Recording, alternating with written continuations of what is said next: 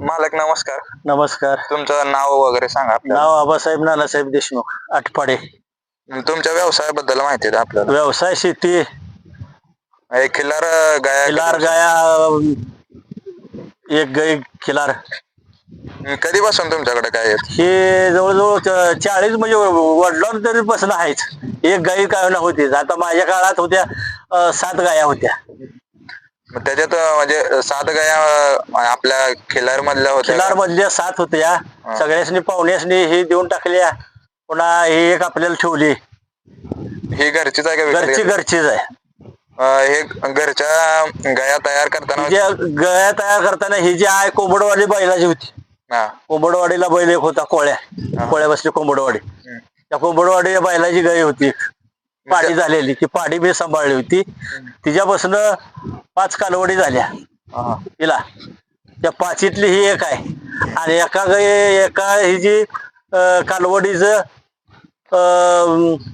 अमरशिव बापूंनी बघितली होती कालवड. मग ते आमच्या पाहुण्याला द्यायचे म्हणल्यावर ती श्रीनिवास पाटील, खासदार श्रीनिवास पाटील कराडचे, त्यासनी कालवड दिली. म्हणजे तुम्ही चांगल्या पैदाशी केल्या त्यामुळे चांगल्या पाहिजे बैल वगैरे निवड. आता हिचा बाप आहे ते चडसणच्या सावकाराचा बैल होता. त्यांच्याकडे जुना बैल होता जुना बैल त्यांच्याकडे होता. त्याकडनं भरवून आणली होती. म्हणजे तुम्ही कायम पैदाशीवरती केलंय, चांगलं बघूनच पैदाशीच. बैलांची निवड करताना असं काय बघता तुम्ही बैलांमध्ये? बैल जातीवंत असावा. गायला दाखवायच्या अगोदर म्हणजे बैलाची वासरं वगैरे काय बघितलं? वासर बघितली होती की, बघूनच मग पुन्हा त्याची हे करतो. ह्या गायची किती वेत झाली? हिची गायची झाली 5 येत. हिला म्हणजे काय खोंड कालवडे वगैरे? एक कालवड पहिली झाली होती, ती कालवड दिली पाहुण्यासनीच दिली आमच्या. पुन्हा खोंड झाला, ती खोंड पैकला 50,000 रुपयाला. आणि त्याच्यानंतर 7 महिन्याचा. आणि त्याच्यानंतर आता 2 कालवडी जायच्या. ही आता कोळ्याच्या बैलाची कालवड आहे ना? कोळ्या बैलाची कालवड. आणि आता कुठल्या बैलाची? आता ती एक राजेचे, म्हणजे ते ह्याचे महुदाचा सरजा बैलाचे कालवड आहे. ह्या गायला खुराक वगैरे काय? खुराक काय, सरकी पेड, मकाचं भरड आणि 3 टाइम वैरण. वैरणी कोणता प्रकार असतो? वैरणीचा काय वळला, काय वाळला, कुठे करून. ह्यांचं दिनक्रम काय असतो म्हणजे सकाळी उठल्यापासून संध्याकाळपर्यंत? सकाळपासून काय मग असं शेण घाल करतच बसायचं. काय तुमचं वैरण घालायची, पाणी. गायचं तुम्ही दूध वगैरे काढता का? दूध काढतो, पण आता काय ह्या 2 येताला तिथे हे लंपी झाल्यापासून दूध कमी आले. म्हणजे लंपीचे लसीकरण वगैरे करून घेतले? होय, लसी हे करून घेतली. बाकी यांचं म्हणजे आरोग्यासाठी वगैरे काय काय काळजी घेतली पाहिजे? आरोग्यासाठी काय दवाखाना कुठं काय हे करतोच की. मग गाय तुम्ही म्हणजे असे लांब वगैरे नेतात तर असे रिवर्स वगैरे येतात का, म्हणजे उलटतात का? नाही उलट. त्याच्यासाठी म्हणजे त्यांना काय असं सेपरेट काय खुराक वगैरे द्यायला लागतो का? नाही त्याच्यासाठी काय सेपरेट खुराक नाही, काय नाही. ह्या गायचं जरा म्हणजे वर्णन करून सांगा, ही कसे म्हणजे स्वभावाला कसे, हिचं शरीर वैशिष्ट्य वगैरे सांगा. शरीर वैशिष्ट्य बघा, हा हे बांधा कसा आहे बघा, चौकटीचा बघा, शिंग व्हायची, शिंग काळी, नागपुडी काळी, पापणी जरा साधारण हे, आणि सगळं म्हणजे बांधा बिंदा आहे हे अगदी मजबूत. ह्या गायचे वासर सुद्धा म्हणजे चांगली हे होते, जसा बैल दाखवल तसा वासर पडते. तिच्या दुसऱ्या कालवडीबद्दल आपल्याला माहिती द्या. म्हणजे आता ही कालवड तुमच्याकडे आहे, हिच्याबद्दल आपल्याला माहिती सांगा जरा. ही कोळ्या बैलाची सुंदरची कालवड आहे. घरच्या गायला? घरच्या गायला आहे. हिचं वय वगैरे काय? वय वर्ष 1.5 वर्ष आहे. 1.5 वर्ष म्हणजे हिला खुराक वगैरे काय चालू आहे? खुराक काय आपलं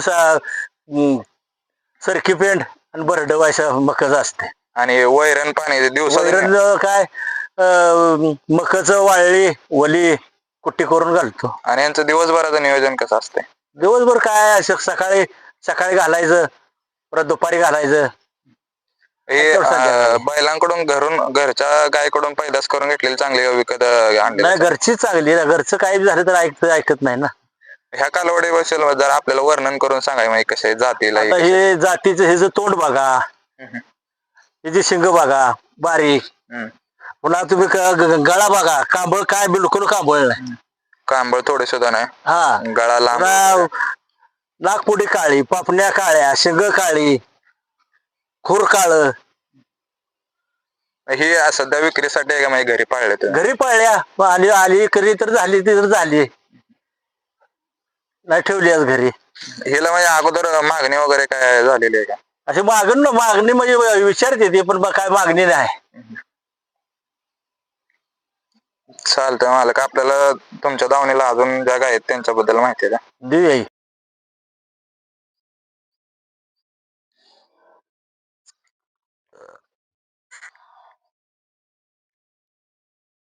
मित्रांनो, यांच्या दावणी मेथोड्याचा सरजा आहे, आता सध्या चिकमोहतला आहे. त्या बैलाची कालवड आहे. तर तुम्हाला जातीवंत पैदाशी जर कुठल्या बैलाच्या हव्या असतील तर तुम्हाला आटपडीतच भेटतील. तुम्ही कर्नाटकात वगैरे फिरून तुम्हाला अशा पैदाशी भेटणार नाहीत. फक्त कालवड बघा तुम्ही, खोंडाला सुद्धा पारा नाही तसा पारा आहे, एका ठिकाणी उभा सुद्धा राहत नाही.